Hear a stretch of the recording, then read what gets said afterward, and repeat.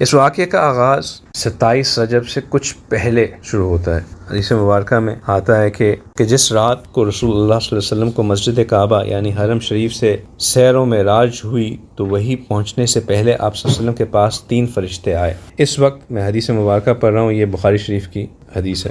اس وقت رسول اللہ صلی اللہ علیہ وسلم خانہ کعبہ میں آرام فرما رہے تھے۔ ان فرشتوں میں سے پہلے نے کہا کہ ان میں وہ نبی کون ہیں، یعنی کہ ان میں نبی کون ہیں۔ بیچ والے نے اشارے سے بتایا کہ ان میں سب سے جو اچھے ہیں وہ نبی ہیں۔ تیسرے فرشتے نے کہا کہ ان میں جو بہتر ہیں ان کو لے لو، یعنی اس وقت مسجد حرم میں اور لوگ بھی آرام فرما رہے تھے۔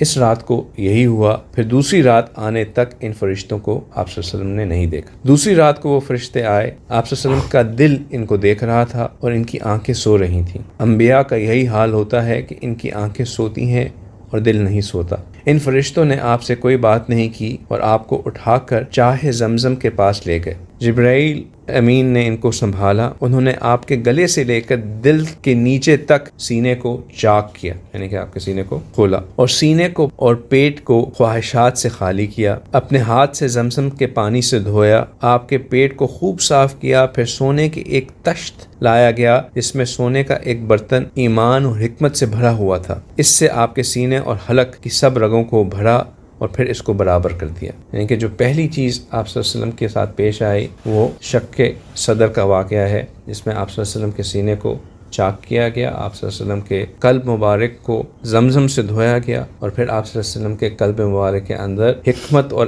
علم کو جو ہے ایمان کو اور حکمت کو بھرا گیا۔ ابتدا میں آپ صلی اللہ علیہ وسلم گھر میں تھے، پھر حرم میں آ کر لیٹ گئے اور شروع میں کچھ نیند اور بیداری کی حالت میں تھے، پھر پوری طرح بیدار ہو گئے اور بیداری کی حالت میں سیر اور معراج کرائی گئی۔ اسراء اور معراج کا واقعہ پیش آیا۔